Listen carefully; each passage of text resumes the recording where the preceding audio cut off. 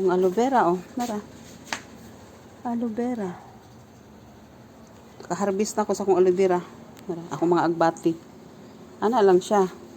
Basta lagi ka nagpuyos bukid, pag maadto ka og kanang laing lugar, pag pwede ka magtanom, tanom jud ka. Nara akong mga agbati, oh. Nakaharbis na ko ani. I-budget. I-budget. Nara, oh. Labog na kayo. Nara. Akong tanglad. Pwede ko libra na raw. Muni, oh, akong agbati. Akong gisampay. Gisablay na ko akong mga alagbati. Para kapot na siya.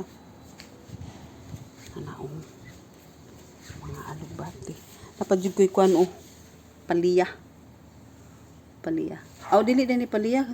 Kuan, kapayas. Dala siguro ni sa langgam. Kaya na may langgam nga mga salampati. Para o labong kayo. Para o nagkatay na. Ako nang gipakatay kay lami ba kay ni sa munggos kani o. Ana ni siya. Kani siya ka jirani man ni o. Oh. Ay. Nganong naman ka diha? Unsa man? Mukaon ka? O asa man ka?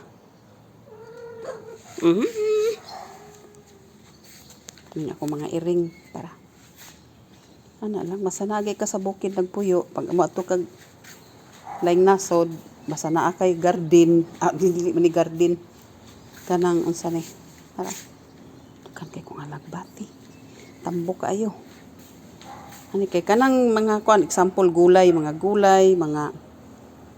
kuan mga prutas mga panit ako man kuan diri iabuno mo nang tambok kay ako mga agbati ano siya.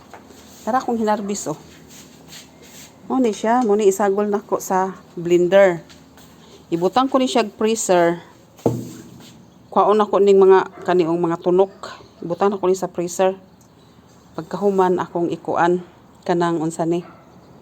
Muna gisagol na ko sa akong blender. Example, kanang magkapipino, carrots, avocado, kanang unsa ni, zucchini, o kanang gamay nga apple. Muna akong isagol diri sa akong ani og kani siya. Agay kasakit manuntok man mangusi.